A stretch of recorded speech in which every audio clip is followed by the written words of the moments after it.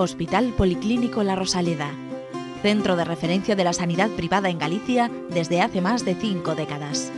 La Rosaleda cuenta con el mejor y más completo cuadro médico. Actualmente está formado por casi un centenar de facultativos altamente cualificados que cubren prácticamente todas las especialidades médicas. Además, dispone de unidades específicas totalmente punteras, como la unidad del sueño, antitabaco, neurología cognitiva, neurofisiología. El hospital está dotado asimismo con la tecnología más avanzada, ofreciendo a sus pacientes las máximas prestaciones sanitarias con los más vanguardistas medios de diagnóstico, quirúrgicos y asistenciales. Más de 10.000 metros cuadrados a tu disposición, con unas instalaciones recientemente reformadas para una mayor confortabilidad, exclusividad y el mejor trato a sus pacientes. Y todo ello sin esperas y con una financiación adaptada a tus necesidades. Porque lo verdaderamente importante no puede esperar. Por ti, por los tuyos. Hospital Policlínico La Rosaleda.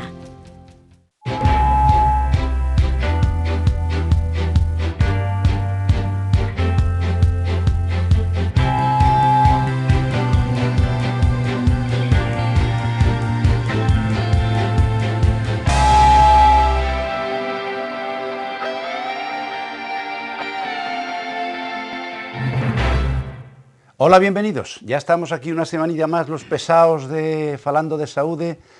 Intentar machacarles para que se cuiden un poquito más, a ver si viven más y sobre todo, importante, vivir mejor. Bienvenidos una semana más, muchísimas gracias por estar aquí. Y bueno, antes de nada decirles que me acompaña como siempre mi querida compañera María Almodóvar. Hola María, bienvenida. Hola, ¿cómo estás? Otra semanita. Otra semana. Bueno, ya no quiero ni contarla porque me da vergüenza. Como siempre, ya saben ustedes que yo aquí no muevo un dedo sin que me lo diga ella. María, ¿de qué tenemos que hablar hoy? Al final me lo voy a creer y todo eso de que mando. Pues hoy en Falando de Saúde, entrevista a un especialista en hipertensión de La Esperanza, del grupo La Rosaleda. Además, nuestro invitado responderá a las preguntas de nuestros espectadores sobre el tema de hoy, hipertensión y riesgo cardiovascular. Por otro lado, el doctor Ignacio Balboa explicará el término celulitis. Y por último, las fisioterapeutas de La Rosaleda nos enseñarán a utilizar correctamente una muleta. Bueno, habrán visto que los temas son variaditos, ¿eh? Para que no se aburran más que nada. Pero un poquito más en serio. Vamos a hablar de algo que es realmente importante. Y es importante por dos razones. Primero, porque afecta a muchísima gente. Y segundo, porque puede hacer mucho daño si no la tratamos adecuadamente. Y tercero, y no menos importante, se puede hacer mucho, cuidándose, para tratar de evitar su aparición y, si aparece, ayudar a que no vaya a más y podamos vivir muchos años.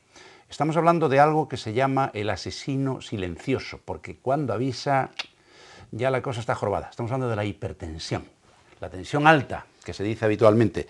Y nos acompaña un especialista que lleva ya una pila de años, no es que sea mayor, que también, pero bueno, algo menos que yo, lleva una pila de años dedicado al estudio y tratamiento y sobre todo a la educación de la población en esto que tiene que ver con la tensión arterial alta.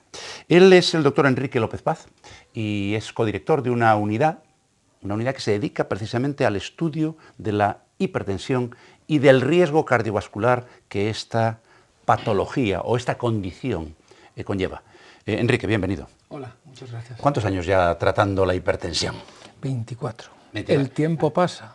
Una carreiriña de can que se di na aldea. 24 años tratando la hipertensión. Fíjense ustedes lo importante que puede llegar a ser esa condición que vamos a ir aprendiendo a lo largo de este ratito que vamos a estar aquí hablando con el doctor López Paz.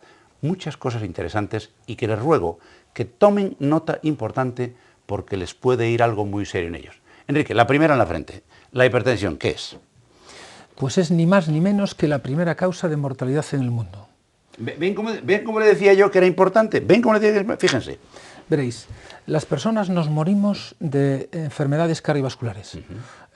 Por explicarlo de forma sencilla, o bien de ataques del corazón, insuficiencia cardíaca, infarto de miocardio, o bien de ataques cerebrales, infartos cerebrales, se nos atasca una cañería que lleva la sangre por la cabeza, o bien se nos rompe.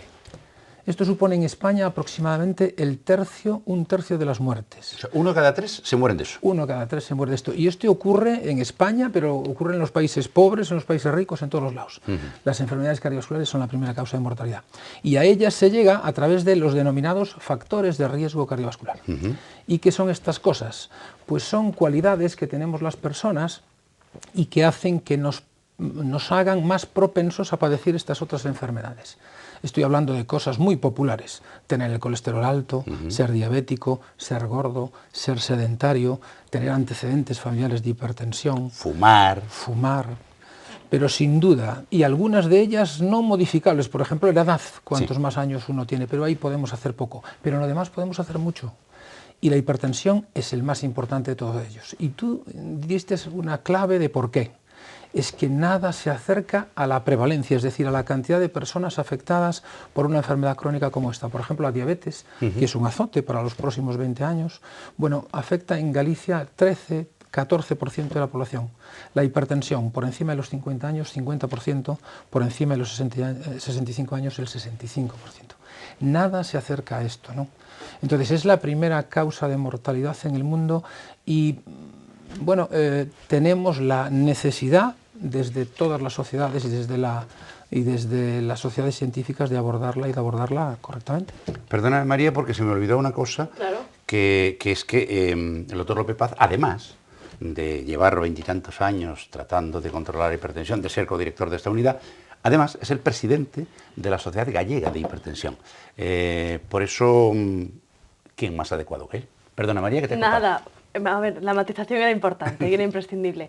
Doctor, ¿cuándo podemos decir que una persona es hipertensa? Bueno, las personas son hipertensas cuando es de perogrullo, tienen la tensión arterial alta. Lo que pasa es que tenemos el concepto de que la presión arterial o el colesterol son malos. No, no, no, no. Son imprescindibles para la vida. Yo no puedo vivir sin presión. La presión lo que hace es permitirme darle la fuerza para que la sangre circule por las cañerías que la llevan por el cuerpo. Así pues, no podría vivir sin ella. Como la velocidad en las carreteras. Lo que pasa es que si uno corre mucho, tiene más posibilidad de accidentes. Si uno tiene la tensión alta, tiene más posibilidades de que se le rompa alguna arteria. Así pues, la presión arterial es tener las cifras de presión arterial por encima de 140-90. Lo que pasa es que la tensión, como veis, tiene dos partes: la sistólica o máxima, que es como hablamos todos, y la diastólica o mínima. Y muy frecuentemente las viejiñas, y todos, le quitamos el 0. Y hablamos de 14 y de 9. Que nadie se asuste, por Dios, cuando le digan, tiene usted 140, en realidad tiene 14. Claro. Está en el límite, ¿no? Y al igual que la temperatura se mide en grados, pues la tensión se mide en milímetros de mercurio. Así pues, uno si tiene la tensión o igual o superior de 140-90, tiene la tensión alta. Hay un sector de la sanidad que tiene una relevancia muy importante, porque es la que digamos que está más próxima al paciente, fuera de los hospitales me refiero, que es ese sector que conocemos genéricamente como atención primaria. Bueno, pues los médicos de cabecera de toda la vida, o médicos de familia, como se llaman ahora, que son la primera línea de choque para luchar contra la enfermedad de la que dispone el sistema de salud que tenemos, que es muy bueno por otra parte. Pero me da la sensación, Enrique, que este sector médico es de especial importancia precisamente a la hora de tratar, de diagnosticar, de dirigir al paciente que aparece con una cifra de tensión alta. ¿Es correcto? Tienes toda la razón. Los médicos de atención primaria son el primer eslabón imprescindible para el tratamiento de esta enfermedad. Y además no duden ustedes que son gente absolutamente preparada y entregada para ello. Lo que pasa es que vivimos en tiempos difíciles, para la medicina también. Y son gentes que tienen dificultades, como todos. Y algunas de las dificultades principales que tienen es que están muy maximizados. Tienen muchísima gente en las consultas. Y además de eso tienen precariedad en los recursos. Bueno, son los tiempos que corren, ¿no? Pero, repito, no duden de su capacidad. Son fantásticos para tratar esto.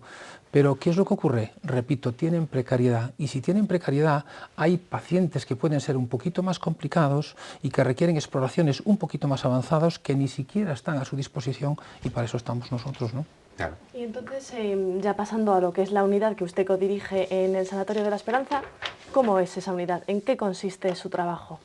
Bueno, como digo, somos una ayuda y hay que entenderla así. Es decir, nosotros no venimos a competir con nadie, lo que venimos es a ayudar en la parcela que podamos. Cuando tengas un hipertenso, repito, que tiene un grado de complicación un poquito mayor, cuando el médico de atención primaria, que necesariamente lo ha visto en primera instancia, decide que necesita, porque es joven, porque es diabético, porque tiene factores de riesgo asociados, por lo que sea, decide que necesita algunas exploraciones que se le escapan a su alcance, ahí están unidades de este tipo, ¿no? Enrique, en las unidades de hipertensión, además de diagnosticar y tratar adecuadamente, investigáis, ¿verdad? Es decir,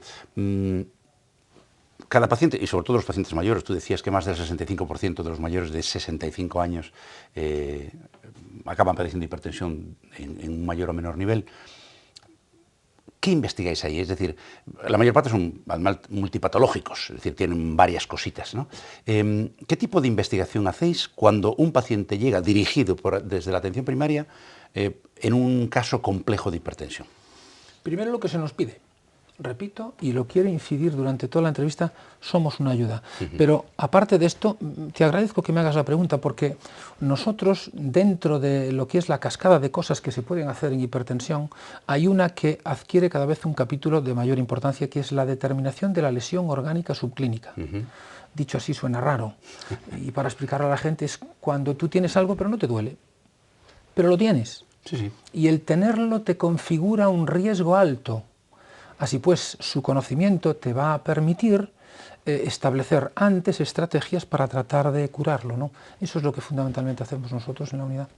¿Y qué aporta esta unidad con respecto a lo que es el tratamiento de la hipertensión, sobre todo comparado con cómo se trataba esta patología antes de que existieran estas unidades? Exactamente esto que os estoy diciendo, Es la esto, determinación de la lesión orgánica subclínica. Voy a tratar de explicarme un poquito más.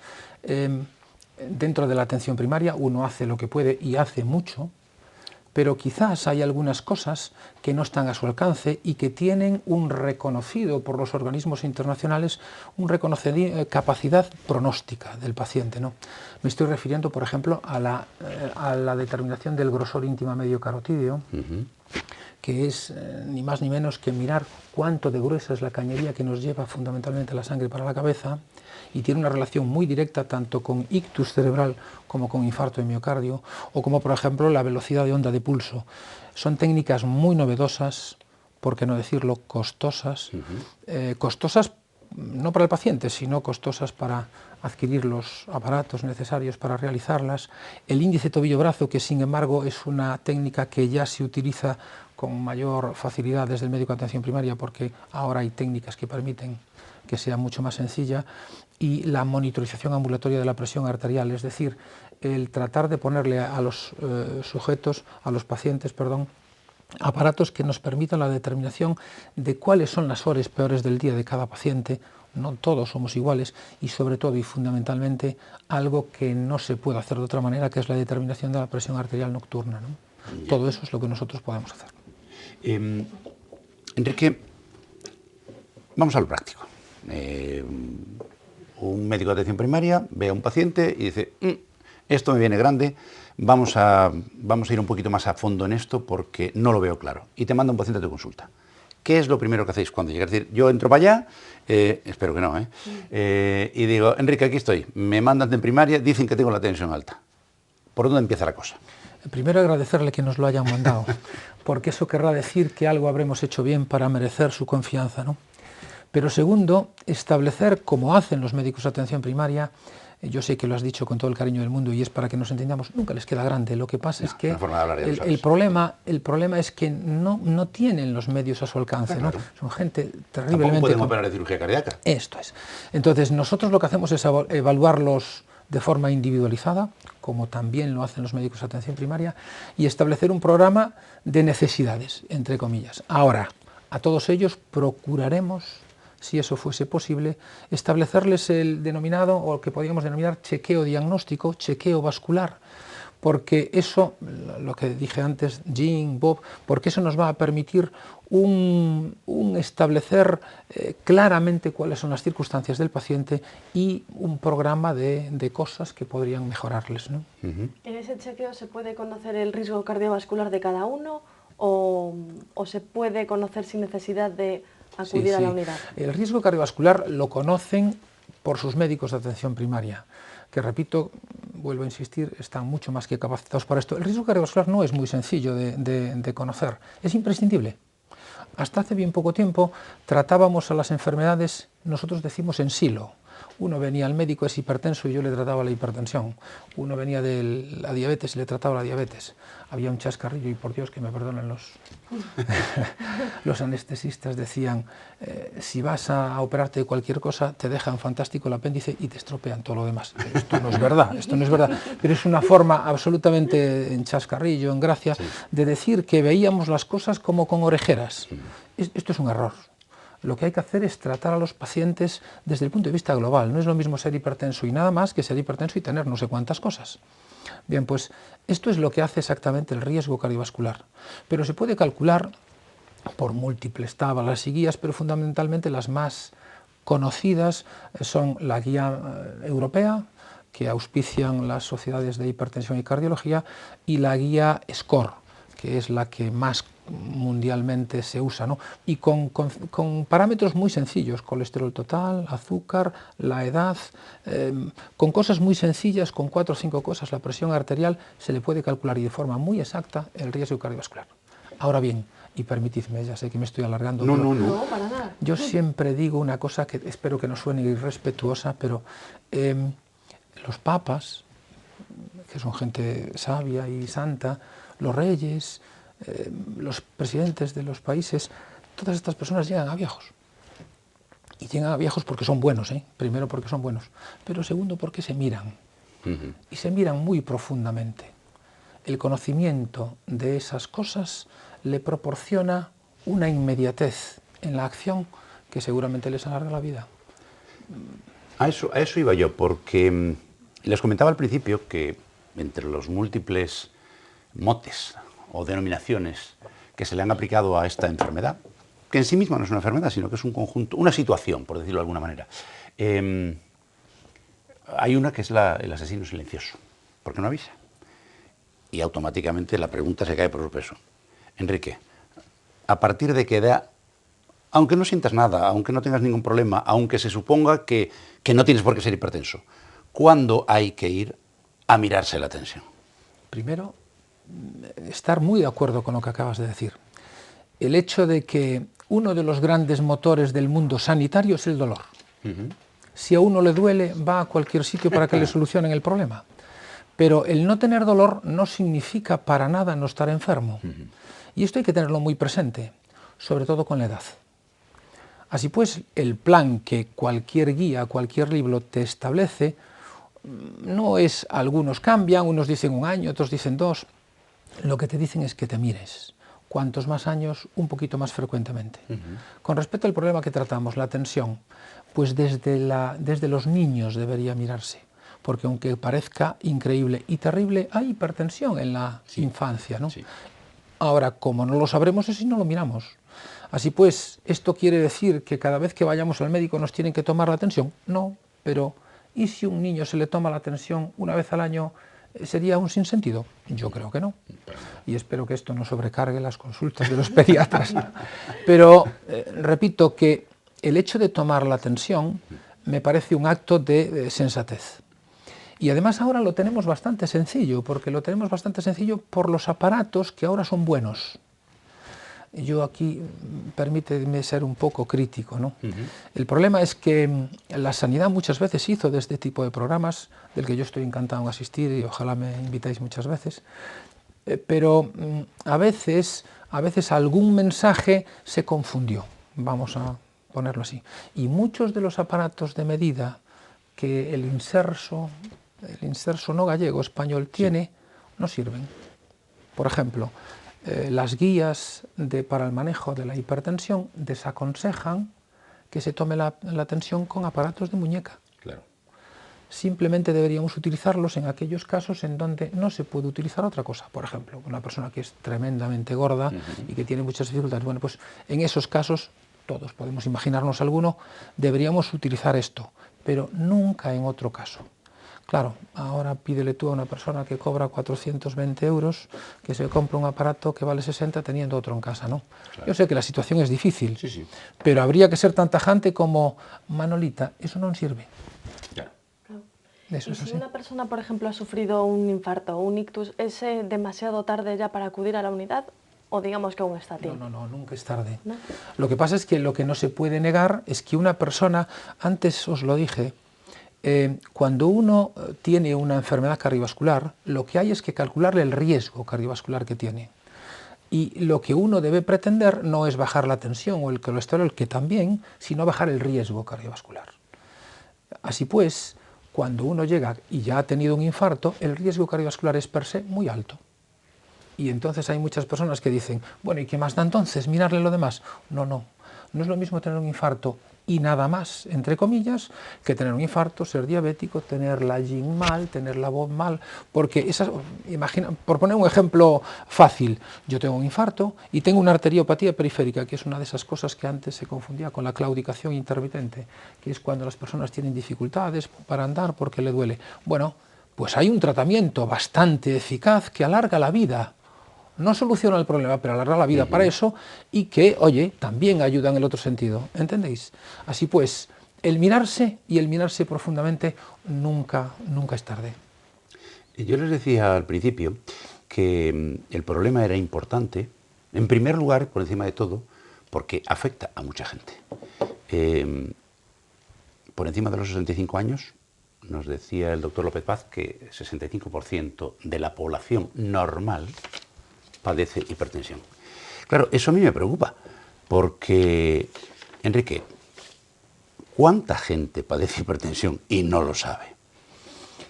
Antes se decía que un tercio, y un tercio son muchos, ¿eh? Muchísimos. Calculemos que en España haya entre 8 y 9 millones de personas con la tensión alta. Un tercio son un montón de ellos, ¿eh? 3 millones. 3 millones. Bien, el problema de esta enfermedad es que no duele, ¿no? Ya. Muy frecuentemente no duele. El 60% de los casos son asintomáticos. Y si lo son, la gente sigue con la cabeza con el concepto de la medicina curativa. Nosotros íbamos al médico cuando teníamos una heridita para que nos pusieran la tirita.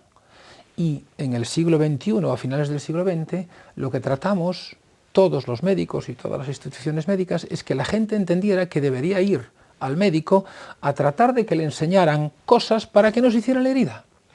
Esto es la medicina preventiva, pero permitidme que lo vuelva, corren muy malos tiempos para la lírica. Bien, pero aunque sea así, el hacer cosas pequeñas es lo que mueve el mundo.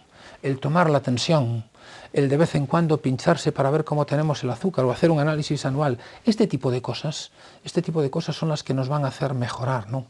Ahora, bien es verdad que no podemos aceptar en el siglo XXI que un tercio de la población sea hipertensa y no lo sepa.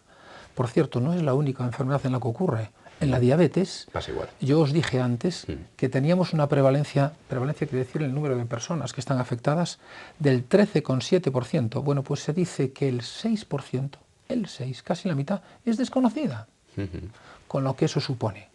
¿Y qué supone entonces? Que está hipertenso durante años sin un freno y eso suponga que la gente al final tenga daño. Un daño que se puede revertir, sí, pero no es lo mismo tener daño a no tenerlo. ¿Entendéis el proceso? Está claro. Con lo cual, imagino que las ventajas de la unidad de hipertensión y riesgo cardiovascular de la que disponemos en La Esperanza es fantástica, ¿no? O sea, todos son ventajas, ¿no, doctor? Repito que el diagnóstico no es nuestro, ¿eh? Ni el primer manejo. Nosotros, yo quiero incidir mucho en eso, lo que somos es una ayuda para gente eficaz y preparada. Pero digamos que yo, por ejemplo, puedo aparecer en la consulta sin haber manifestado ningún síntoma, sin haber ido antes al médico de atención primaria, o sea, simplemente podrías hacerlo. Porque a lo mejor resulta que te quieres hacer un chequeo, muy bien. Claro. Te quieres hacer un chequeo vascular, muy bien. ¿Está de más? No, no está de más. Porque además lo que nosotros te vamos a dar son variables cuantitativas, es decir, te vamos a dar un número. Si yo te miro el grosor íntima medio carotídeo, aunque esté bien, y estará bien si está por debajo de 0,9, tú imagínate que tengas 0,6. Eres una chica joven y guapa, 0,6, ponemos, ¿no? Estamos de acuerdo. Bueno, entonces, Si dentro de un año vuelve y tenemos la fortuna de que esté allí y tiene 0,7, y dentro de un año vuelve y tiene 0,8, la cualidad es la misma. Esta chica está normal, pero las cosas van mal. Claro. ¿Entendéis? Esto es la ventaja de las variables cuantitativas, y con la BOP ocurre lo mismo. Son unos pronosticadores fantásticos de por dónde van las cosas, ¿no? Y bueno, si las cosas van por ahí, aunque estés normal, bueno será hacer para que esa normalidad se siga conservando, ¿no? A mí hay un aspecto de la hipertensión que me preocupa hace muchísimos años.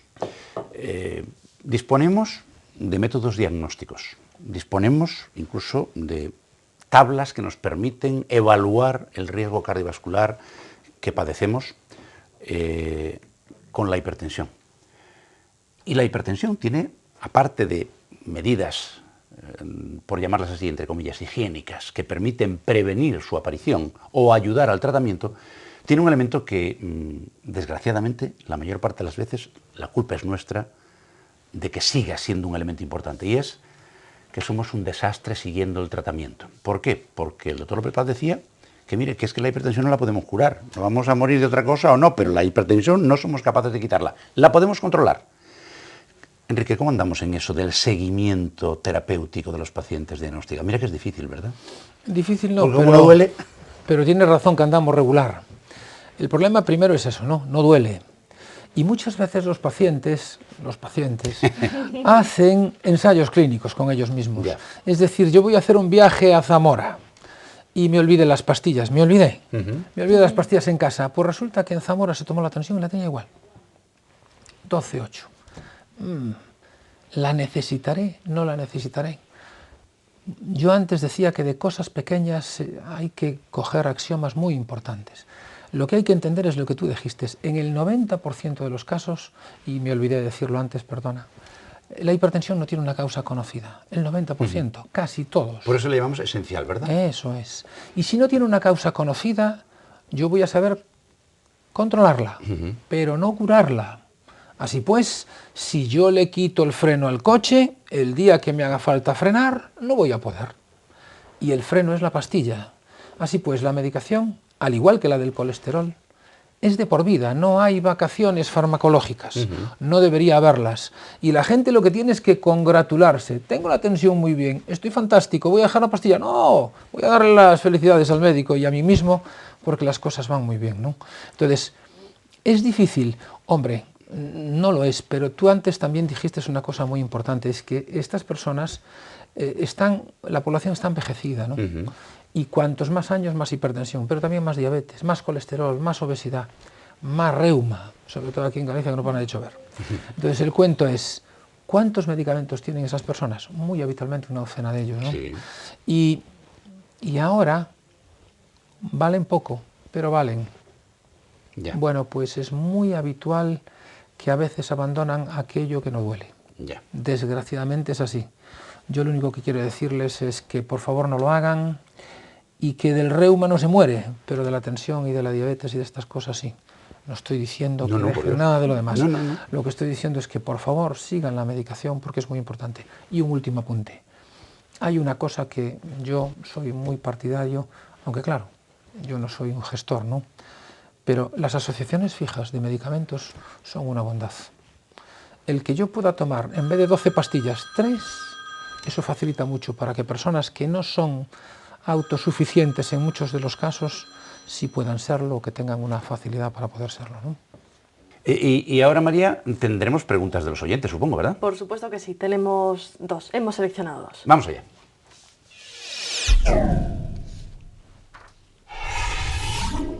Como saben, pero de todas maneras se lo recuerdo, pueden enviar sus preguntas, todas sus sugerencias a través del correo electrónico, escribiendo un mensaje a falandodesaude@correotv.es o siguiéndonos a través de las redes sociales como Facebook y Twitter. Doctor, primera pregunta. Rosario de Santiago le pide que por favor que nos hable de los problemas de la sal tanto por exceso como por defecto. La sal es una sociopatía. Probar a darle un poquito de sal a un niño recién nacido. Si pudiera os daba una patada. No le gusta nada. Así pues, la sal tiene un sinfín de cosas detrás, del salario, era para conservar fundamentalmente. Sea como fuese, a día de hoy comemos con sal y comemos muchísima sal. ¿Cuánta nos hace falta? 3 gramos de sal al día. Y en España comemos 10. Así pues, hay que dividir por 3. Hay alguna sociedad que es más generosa, por ejemplo la de cardiología, y dice que a la mitad, 5. Digo, probablemente a la mitad para luego dar el siguiente paso. Ya. Pero, ¿cuál sería la dosis? Yo siempre digo a mis pacientes, cuando cualquiera que vaya por tu casa diga, esto está soso, estaríamos haciendo bien las cosas. Incluso hay estudios que nos están diciendo que si no le echamos nada de sal a la comida y luego se la adicionamos, le echamos menos. Y después hay que tener en cuenta que los alimentos, lo que no sea alimento natural, lleva mucha sal, casi siempre. Algunos especialmente. No voy a decir ninguna marca, pero una vez me llamaron desde una radio, fueron tan imprudentes como vosotros, para que yo les hablase sobre la sal en los niños. Y hay 2 marcas, que no voy a decir, pero que están en la mente de todos, para desayunar. Una tiene 10 veces más sal que la otra. Qué barbaridad. Bueno, pues como esto es ley, todos los alimentos que sean en conserva o que sean prefabricados, tienen habitualmente, no todos, mucha sal. Cuando no la tienen, están muy bien explicitados. Sí, pues yo lo que le pediría a la gente que fuera capaz de comer con poca sal, en mi experiencia de 24 años, es la medida que más fácilmente asumen. Y no os podéis imaginar lo que ayuda. Sí, muchísimo. Se le llama el veneno del hipertenso. Eso es. Por último, Manuel de Santiago lo que le pregunta es, ¿qué sucede con las personas de tensión baja? ¿Son difíciles de diagnosticar? ¿Es verdad que si una persona tiene una tensión habitual de 10,9 y en un momento dado se pone en 12,8, es un caso de hipertensión? ¿Cómo es esto? Parece una pregunta interesante, no lo sé. Pero... Es interesante, sí. Voy a comentar una pequeña anécdota. Antes de empezar, ella me explicó, yo es que soy hipotensa desde siempre, las mujeres muy frecuentemente lo sois, y no sentís nada. Hipotensión es cuando se está por debajo, depende de los libros, de 9,5, 6, ¿no? Fundamentalmente le hacen caso a la máxima, que es la que da el síntoma. La hipotensión no suele ser peligrosa, excepto en determinados órdenes, claro. Imaginemos un camionero que va con 8 de máxima, bueno, podría marearse y eso será un problema. Pero las mujeres os manejáis fantásticamente bien con tensiones muy bajas y tenéis el Rubicón, como decíamos en la regla, ¿no? Pero tiene unos márgenes de normalidad. La tensión, si pusiéramos como margen bajo 9,5 y como alto 10, tan normal sería tener 11, como 12, como 13. Y depende del día va a ser así, porque la tensión es un parámetro variable. Así pues, que salte de 9,5 a 10 o 12 ¿es hipertensión? No lo es. Hipertensión es, repito, por encima o igual de 140/90 y no un día solo. Si yo voy al Obradoiro y pierde por 1 o gana por 1, pues voy a estar nervioso. Si estoy nervioso la tensión sube. Eso no es suficiente para considerar a una persona hipertensa. Tendrá que ser que en condiciones de estar de relax basales y durante tiempo eso se permita o se cronifique, ¿no? Pero el hecho que me preguntabas exactamente, ¿es difícil diagnosticar a una persona hipotensa? No, si está sintomática se va a mirar.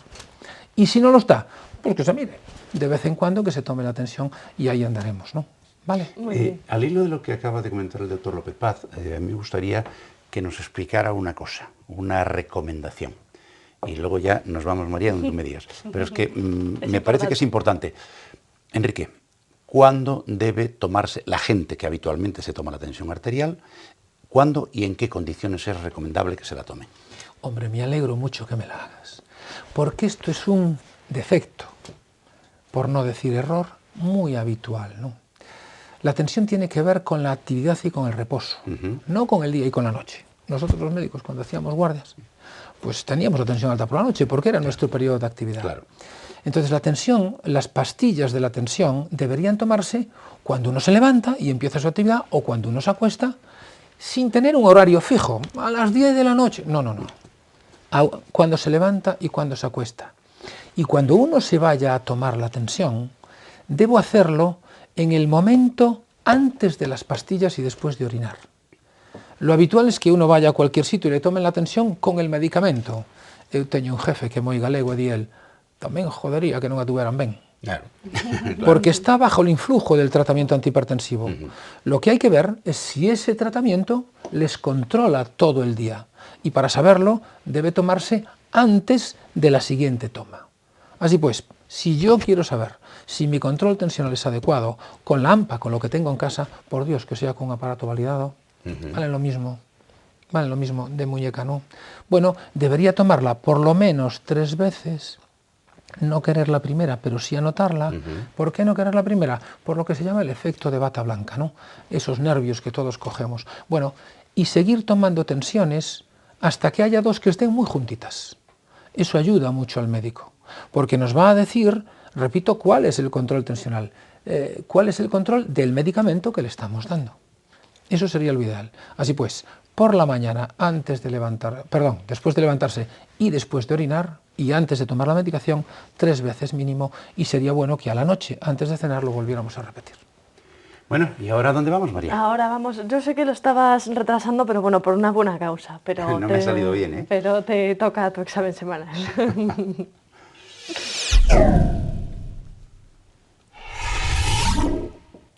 A ver, porque yo creo que la mayoría de las personas solamente conocemos un significado de esta palabra, y creo que tiene varios. ¿Qué es esto de la celulitis? A ver. Ah, celulitis. Sí, bueno, a ver. Célula-itis, inflamación de las células. Pero en este caso estamos hablando de las células del tejido graso que están debajo de la piel. Por eso la normalita, esa que tampoco le gusta a las señoras, que puede llegar a ser realmente poco estética, que eso es la piel de naranja, esa celulitis que se llama dermatopaniculosis deformante. Anda que el nombrecito. Dermato, piel, paniculosis, del panículo adiposo que está justo por debajo de la piel, deformante, por razones obvias, porque deforma. Tiene mucho que ver con la naturaleza personal de cada mujer, porque es mucho más frecuente en las mujeres que en los hombres, o al menos le molesta más a las mujeres que a los hombres. Eso diríamos que es la celulitis vulgar, y no entiendan vulgar como un adjetivo peyorativo, por Dios, sino que la tiene mucha gente o la padecen muchas mujeres. Tiene que ver también con situaciones hormonales, genética, alimentación, falta de ejercicio, eso que ya todas ustedes saben y que no les voy a machacar ni les voy a aburrir repitiendo. Pero hay otra condición de la piel, y es cuando la piel se rompe, por alguna razón. Por ejemplo, cuando está muy reseca, por ejemplo, cuando tenemos un golpe. Y entonces, ¿qué ocurre? La piel está colonizada, está poblada de estreptococos, y resulta que, claro, si rompemos la barrera que supone la piel, pueden penetrar debajo, y lo primero que encuentran debajo es el panículo adiposo. Y entonces producen una infección. Y claro, esa sería la celulitis infecciosa, que es molesta, duele mucho, porque justo ahí es donde están las terminaciones nerviosas que transmiten la sensibilidad y el dolor.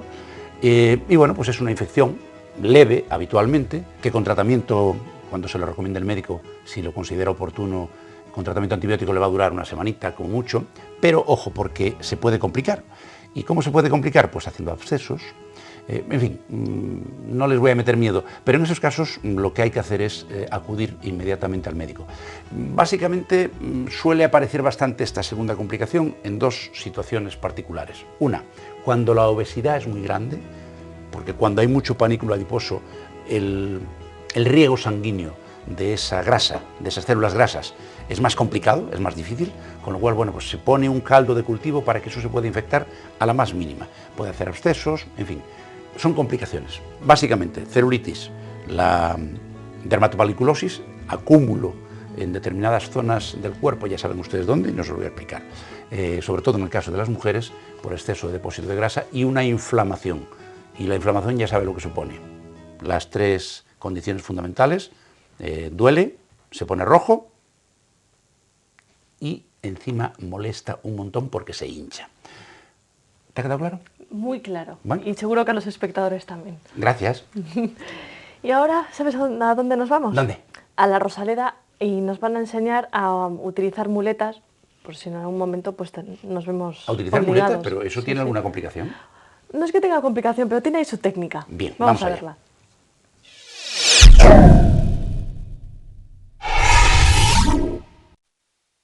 Vamos a hablar de cómo regular para caminar la muleta o el bastón inglés, que es realmente como se conoce. Entonces tenemos varias partes en la muleta, la abrazadera, una alargadera del antebrazo, que no todas la tienen regulable como esta, una apoyadera, tenemos la caña, ¿vale? Y tenemos la contera. Algunas son un poquito más amplias para aumentar el equilibrio del paciente. Cuando el paciente, ya por recomendación del médico o del fisioterapeuta, solo utilice una muleta, se colocará del lado contrario al miembro afecto. En este caso es muy importante la colocación un poquito externo al meñique del pie, ni muy lejos para evitar caerse y molestar a la gente, ni muy cerca porque también causa desequilibrios al caminar. Una vez colocada, es muy importante que esta no sustituya al miembro afecto, sino que lo acompañe, y realizaremos una marcha que es normal, donde hay una disociación pélvica contraria a una disociación de hombros. Una vez para empezar a caminar, apoyaremos la muleta firmemente y adelantaremos el pie. Siempre el tronco recto y las piernas, y luego el pie sano. Es muy importante, antes de ello, regular también lo que es la abrazadera. Para eso hay varias referencias. La más útil es dejar caer lo que es el miembro afecto recto, con el codo ligeramente flexionado entre unos 20-30 grados, y que la abrazadera esté 5 centímetros por debajo del codo, porque si no también causa descompensaciones. Y pasaríamos a la deambulación. Importante, doblar rodilla, apoyar talón y punta. Doblar rodilla, apoyar talón y punta. Y haz lo mismo hacia atrás. Punta talón, doblar rodilla, punta talón, doblar rodilla, punta talón. Con esto terminaríamos. Y se nos acabó el tiempo. Ya han visto ustedes todas las cosas que hemos aprendido a lo largo del programa de hoy. Así que nos toca despedirnos. Ya saben que nosotros aquí seguiríamos todo el rato, porque aprender de los que saben siempre es interesante. Pero como se nos acaba, ya saben ustedes, esto tiene un límite y lo hemos alcanzado. Así que empezamos con las despedidas. Doctor Enrique López Paz, muchísimas gracias. Ha sido un placer. Ya saben ustedes, codirector de la Unidad de Hipertensión y Riesgo Cardiovascular en La Esperanza del Grupo La Rosaleda en Santiago, y además presidente de la Sociedad Gallega de Hipertensión. Y a mi querida compañera María, que les voy a decir, María, gracias, hasta la semana que viene si Dios quiere. Gracias a ti, pero ¿sabes una cosa? ¿Qué? Esto que tú me dices que yo mando mucho y tal, a ver, eso tú me lo haces creer muy bien porque tienes el talento ese para hacerme a mí creer que verdaderamente mando, pero no, ¿eh? No le hagan caso, háganme caso aquí, que soy más mayor, fíjense del pelo blanco, que esta juventud ya saben ustedes cómo son. Rebeldes. Y a ustedes, ¿qué les vamos a decir? Lo de siempre. Muchísimas gracias por acompañarnos, por la fidelidad. Anda que no tienen ustedes paciencia. Va para 7 años ya que nos aguantan. En fin, pero no se vayan, ¿eh? Que nosotros seguiremos viniendo aquí todas las semanas para seguir contándoles cosas que les permitan vivir más y mejor. Así que hasta la semana que viene, si ustedes lo tienen a bien, donde volveremos a vernos, mi mejor deseo, salud y suerte.